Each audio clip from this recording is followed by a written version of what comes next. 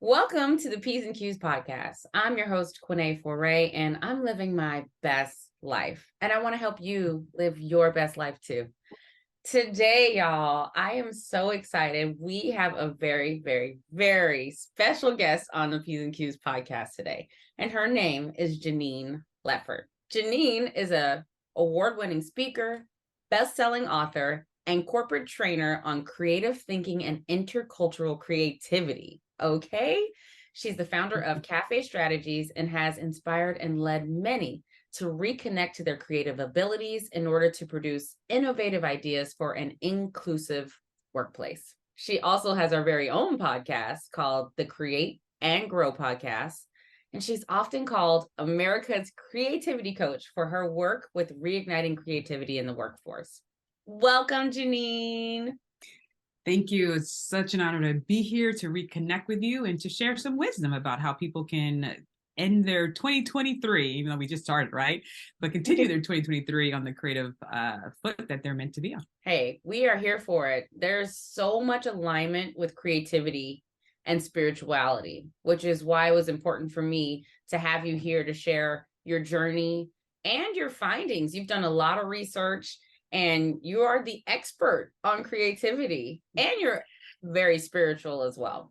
It's an interesting intersection. I know I normally do a lot of work with intercultural creativity, but when you think of creative thinking, which we'll jump into, it's basically a spiritual act, because spirituality really sometimes can't be, touched. You're moving the intangible into the tangible, and that's the process of creative thinking. You are right about that. Seriously, so cool. It's interesting. I was trying to think of when we first connected. We met at Toastmasters. It's been over 5 years or so now, which is so cool. It turns out that you ended up at Toastmasters kind of as a unexpected arrival, just being invited by someone. Yes, well, that's another connection to spirituality and creativity, because when you talk about being able to communicate and be able to transfer your ideas, right, something intangible into a tangible concept, communication, words, language has power, right? I can talk about something and create images in your mind, even though you're, 500 miles away from me. And so that's a spiritual act of the act of speaking. And so because I had a background of speech therapy. I was in speech therapy for many, many years in my childhood. I still stutter today, and something that I am constantly working on and developing. I knew that I wanted to get a message out there, get this message out there, and start doing keynotes, start doing training. I was a teacher by trade, so I was already speaking to kids, but speaking to adults sometimes could be a whole other ball game. Yeah. And so Toastmasters was a great place to practice in a safe, psychologically safe place.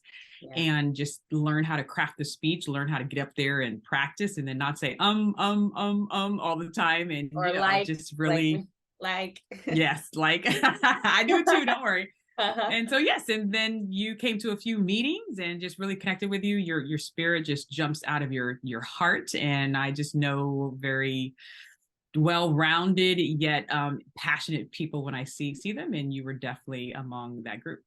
Oh, thank you. Well, like attracts like, and like recognizes like.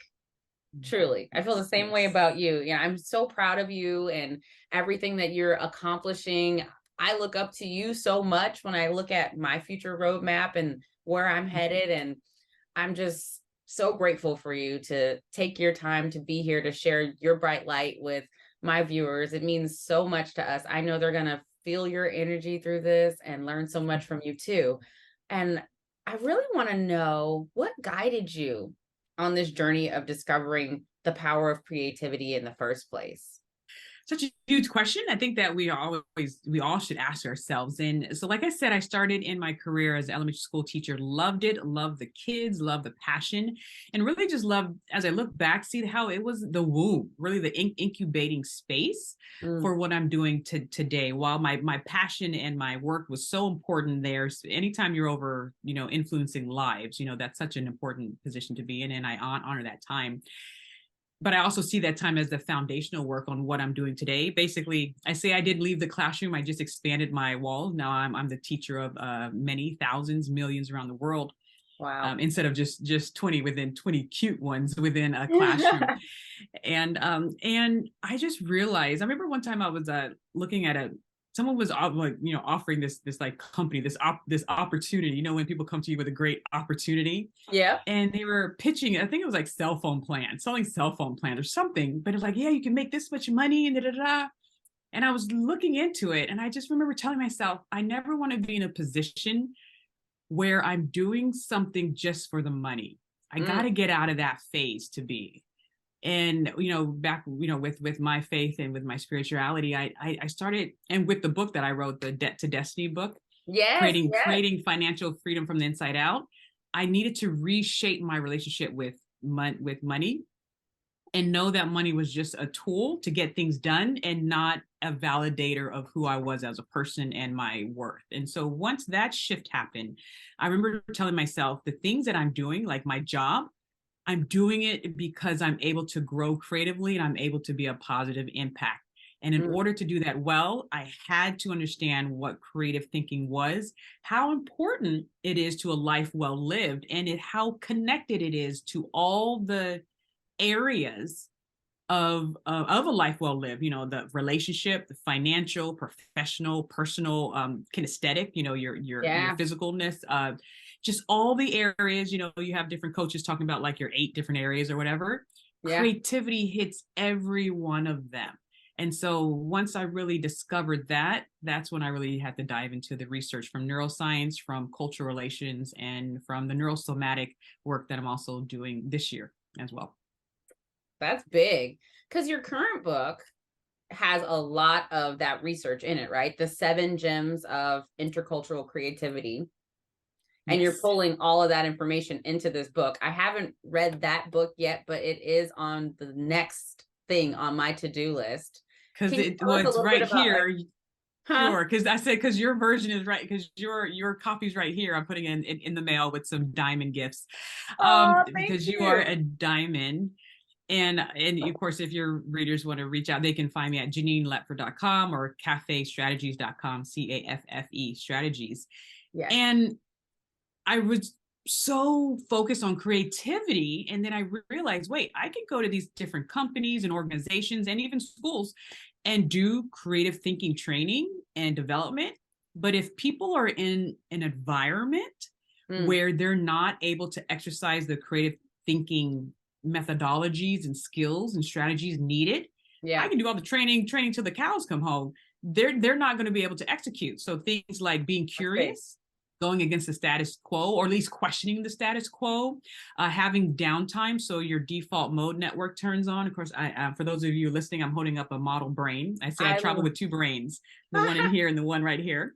And what does creativity look like in the brain, and your ability to turn on your default mode network, to daydream and to wander, to look out into the mountains and just wonder, what could I do? How far can I go? You actually need to calm yourself down and to sit.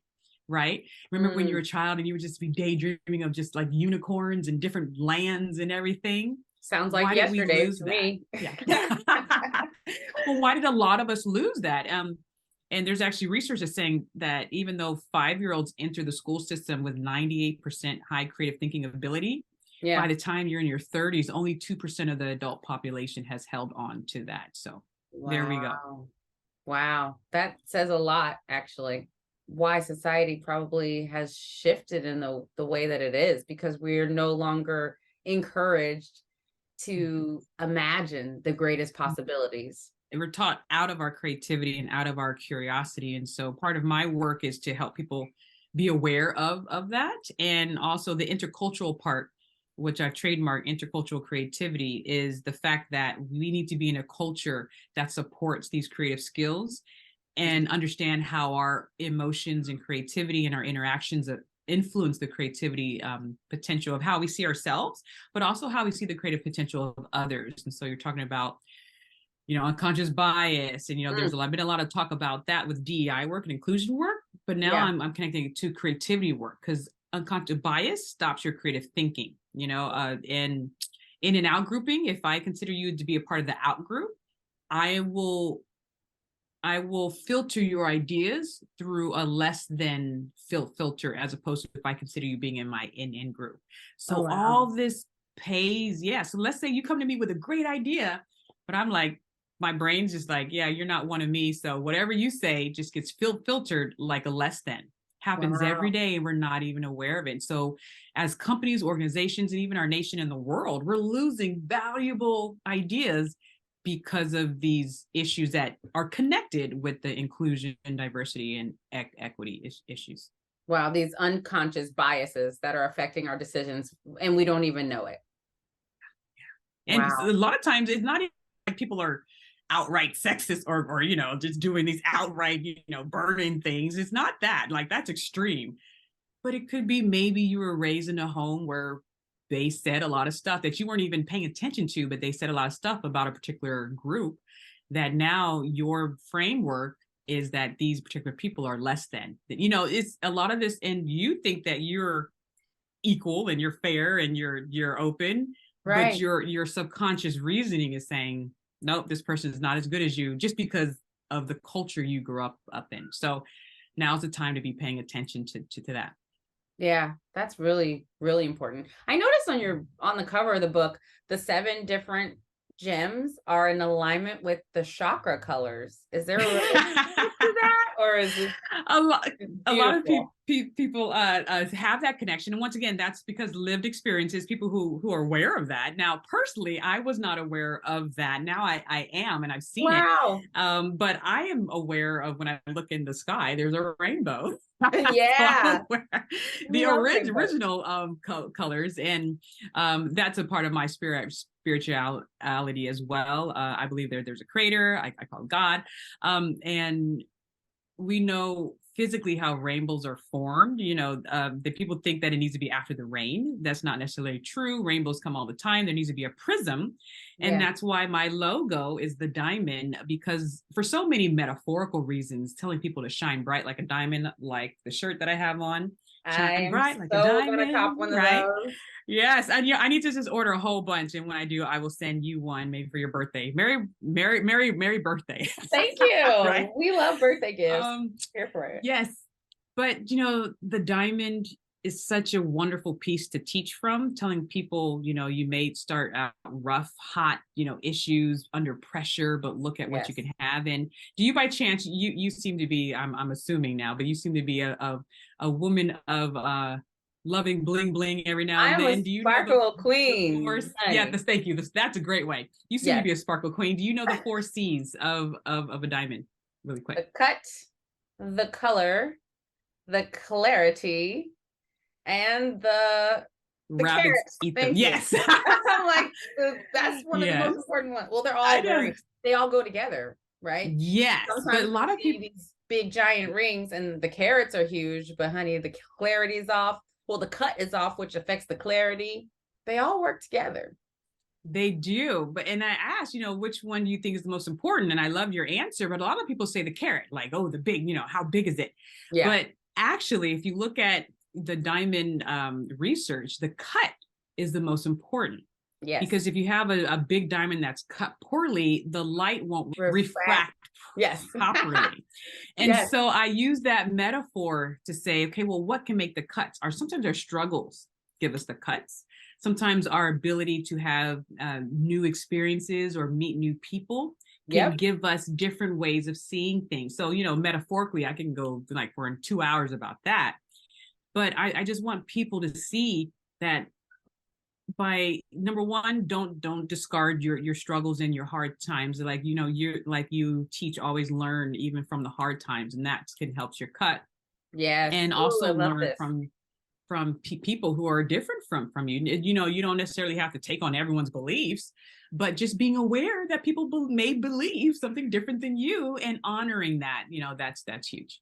Yeah, holding space for them to be their authentic selves. There's so many things that we can learn from each other, even if we don't Yes. subscribe to that same belief. But at the end of the day, we all breathe air. We all have beating hearts. We all have blood running through our veins. We all want health, shelter, love, family, food. We all have these basic needs. We all communicate. Right now, my brain and what I'm saying is literally affecting your brain. I am changing the structure of your brain and whoever's listening and paying attention. And so we need to get out this mindset that we're all individually separated.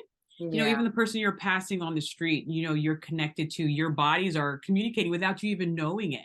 You're reading my body language, hearing the intonations in my voice, the emotional communication that I'm communicating right now. There's so much going on in your subconscious. And so for us to be more compassionate with one another and understand the motivations, and that people come from different backgrounds and that our formative years are huge. How people were raised is huge to how they're acting in their adult life and how they're creating with one another in their adult life as well. I know a little bit about your career journey. You left corporate America in 2019, being, I would call, obedient and following God's mission for you. And I know how challenging that can be for people in life to take leaps of faith like that and be obedient like that. How did you embark upon that mission? And then how did you overcome the fear that comes with that, and maybe the temporary defeats you might have faced? I know it's a lot. Yeah, it is a lot, and it's a definite part of a life journey. There's a lot there. So first of all, I would say that I was very in tune to me. There's different levels of the body. There's your performance, it's affected by your behavior, which is affected by your thoughts, which is affected by your feelings, which is affected by your emotions. Feelings and emotions are two different things, and which is affected by your physiological reactions, right? There's a great TED Talk on there. I forgot. I'll send you the link by Dr. Walton in Europe, who really goes through that. So if you don't understand the physical reactions that your body is having in tune with what's going on and how you're feeling, it's kind of hard to really get some of these other things under control. So I first felt that, something had shifted. I didn't leave corporate. I left the classroom. So I was in education. So a little bit different. And I just knew that even though education's so important and teaching for me was so important, my time there was up. So your body's talking to you and your spirit, maybe, right? Because your spirit's talking to you where it's like, it's time to go. You feel a weirdness. I just felt like, wait, like the cloud has shifted. Yeah, right? A bit of resistance, right? Yeah. There's certain terms that folks use. So it was that sensitivity to it. And then once you've gone through a few certain things, you kind of see how things work. And so I knew that I couldn't stay there, because I also very sensitive to patterns and things that happening, and things were happening and was like, okay, this isn't, healthy for me, or things were just happening that wasn't happening before because I was supposed to be there. And when you're not in a place where you're not supposed to be, things start kind of just, going chaotic. And so that's another thing that I knew that I had to shift. And then it was just, even my boss's boss was like, okay, well, are you going to another school to teach? I was like, if I'm going to go teach somewhere else, I might as well stay here. She's like, well, where are you going? I said, I don't know. It was that conversation. Wow. Like, how do you say that? I don't know. But I was like, I just knew I just needed to take a leap and leave. Now, I don't recommend this for everyone. I'm not telling you everyone leave your full time. Of course, we had some savings in the bank, so we're prepared. Yeah. But still not to have a giant job lined up, to really step out on faith, and just to know that I was sensitive to what was going on. I was aware, observant of clues and of network clues, people in my network, things doing, and just taking one step at a time. Martin Luther King said that sometimes you got to walk up the staircase and you only see 3 steps, the rest is clouded by clouds or whatever. Yeah.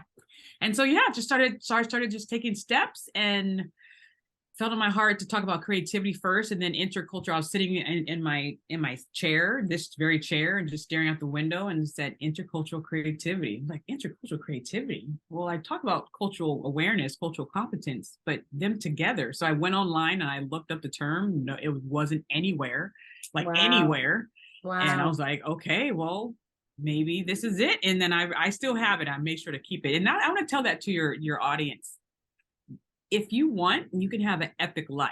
And if you want an epic life, document, keep your stuff. When you have that original paper that has your idea, that you're going to turn into an amazing worldwide idea. Keep that original paper. You'd be surprised. There might be a Lifetime movie about you. Wow. So you have your intercultural creativity scribble. Yeah, sketched out, and the rainbow colors sketched out, and now it's all over the world, and like literally all over the world, and I have it on, like the Walt Disney Concert Hall where you live. He sketched it out on a napkin, and we still have copies of that. They copied it as well, and so it was just taking that step by step. But I believe, spiritually speaking, I believe that speaks to God's heart, knowing that I can trust that God has a plan for me if I just keep moving. The key word was build. I kept building.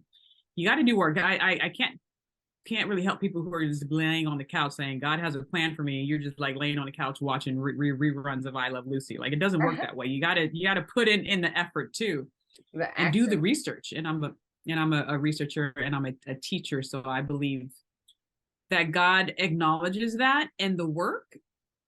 And a lot of speakers are out there who are waiting, who have been speaking for 10, 15, 20 years. Yeah. Waiting for the results that I had in one year. I went from, teaching full time and then having no income. My husband, some of his clients went, and I felt that, okay, God's removing our income resources so we can totally trust on him. And he came through. But I saw that, things just started about a year in, and me just working on the book, right? The idea of intercultural creativity came to me like November 28th. The book came to my porch from Amazon on November 28th the following year, exactly to the date. Wow. And so when things like that happen, you have to pay attention, right? That's all God. Pay attention.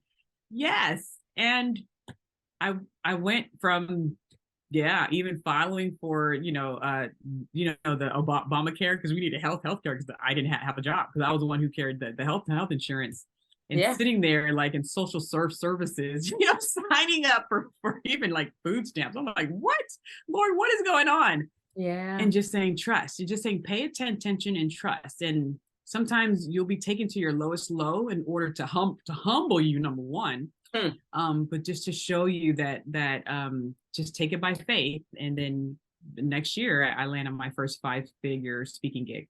And so, wow, Genein. And then it's been just off, and like I said, some people wait 10, 15 years to get to 5-figure, to get to 10,000, 15,000, 20,000. So, but it would never have happened if I didn't take that step. So I just want you have to be in tune. I'm not telling everyone to leave your full-time job, but you have to be in tune.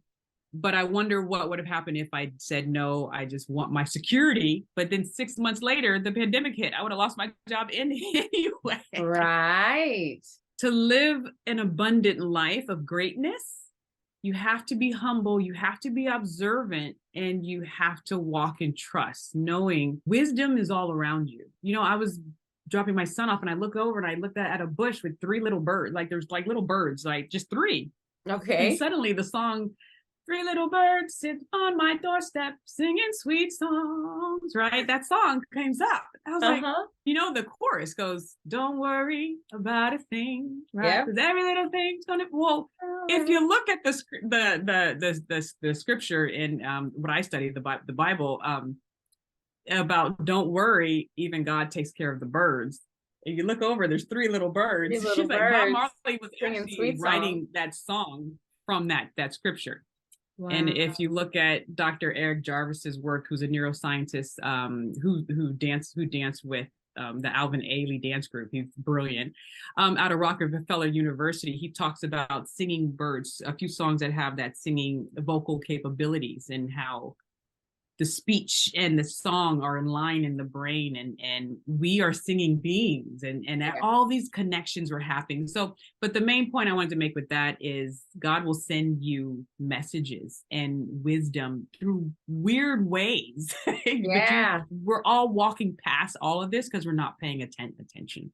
And that was one of your big points. You said, pay attention, be observant is actually what you said. Be observant of all of God's beautiful messages, messengers, synchronicities.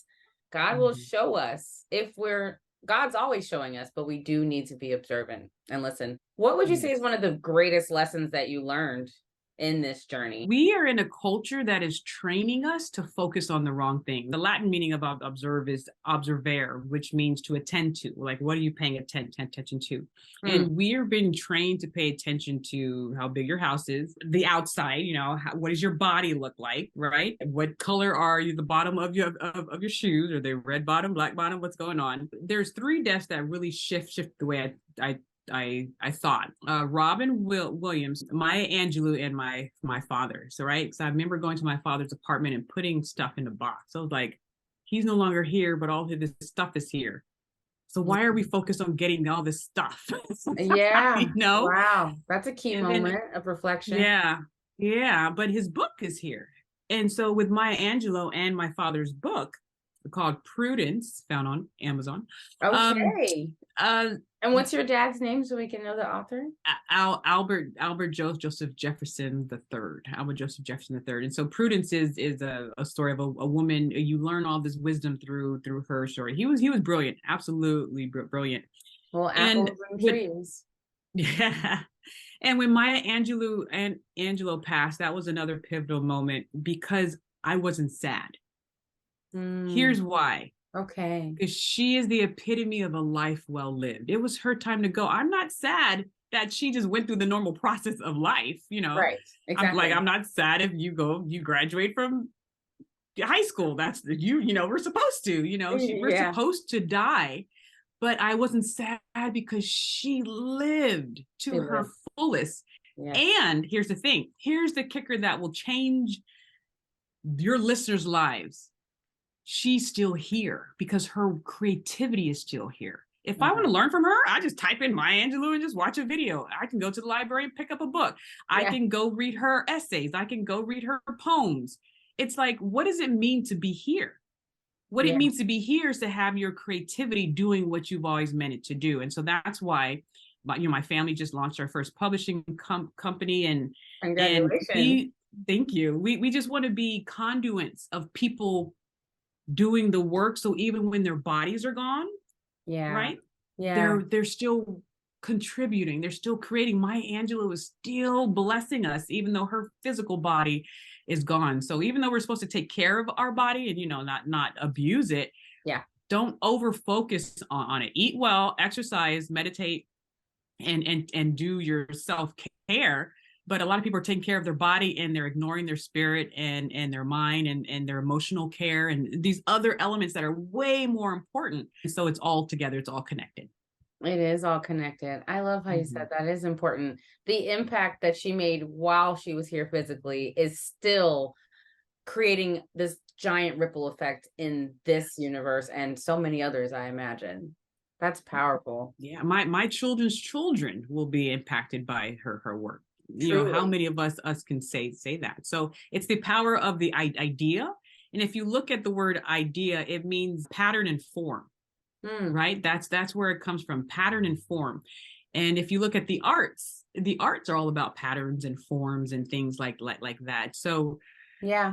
That's creativity isn't only artistry, it's not just singing and dancing, it's producing new ideas that have value. But I also advocate that the arts, having an arts background, having a singing or dancing or movement, theater, visual arts and graphic arts background can help hone your skills for being creative in non-arts areas like business, entrepreneurship, relationships, and what have you. Leadership, huge, right?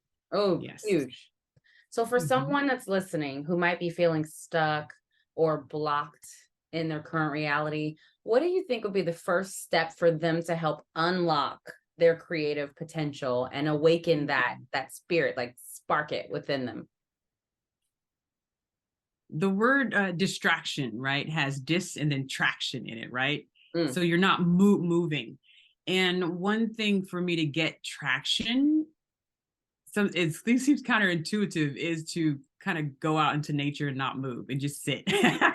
Like I was talking to you before we started filming about how I moved into the desert. I live in Phoenix now. And I think that's a metaphorical message of, Genein, we got to get you to the desert so you can hear my voice. Right. And so, going to the ocean, the desert, the mountains, people have their places, and try to make it a new place sometimes that will jar you to shift. You want to reframe your situations and get out routine. So if you've been waking up and doing the same thing over and over again, and then going to bed, and Tuesday looks exactly like Wednesday, everything looks the same, you want to shake that up. Yeah.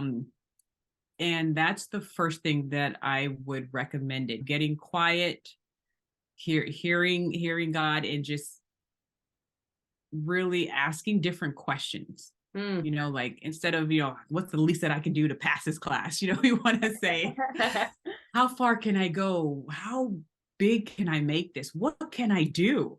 Once we start asking ourselves new questions, that will empower us. The curiosity, right, which causes dopamine, right? Dopamine and curiosity go hand in hand. The curiosity will get us moving into discovering. You can't really do new creative things if you're not willing to do new creative things or meet new people. Exactly. So that's definitely some things to try right away. I think that's actually such great advice. That's something that we talk about here all the time. I love how you said, like, getting back into nature, because the harmonious frequency of nature is the frequency of peace. And allowing us to let go of all of those other things you talked about, the things that we've been programmed with, the things we're so distracted with, and just letting go of all of that, shedding all this human body stuff and getting back to our true roots, which is of God. You over here dropping gems, point intended. She's dropping diamonds. She is the diamond. Cafe Strategies diamonds, sparkle queen through and through. I love you so much. I'm truly so grateful to have had this opportunity to have you on the P's and Q's podcast. In the background, thank you for all of our conversations, you helping me launch this platform from your perspectives and experience, and teaching me so many things. It means so much. And you spread your sparkles in the world in the most beautiful way. So I thank you so much. So do you. And I know that you will continue to pay it forward and just really be a light because we're meant to be a light. And nature is intercultural creativity when you think about it. And so I'm just trying to do what I can. And please feel free to anyone hearing to reach out, because we're here to interculturally create. Please make sure you guys check out Genein at GeneinLetford.com, cafestrategies.com. Yes, that's the business side. So if they're like looking for business training or business keynotes, Cafe Strategies. But if it's just me, you just want to say hi to little old Genein. Here I am. There she is. And Letford. You guys have to check out her book, The 7 Gems of Intercultural Creativity. I am super excited. When I get mine, I will be posting my review and sharing my thoughts from reading it myself. I'm super excited. And God bless you. Thank you so much.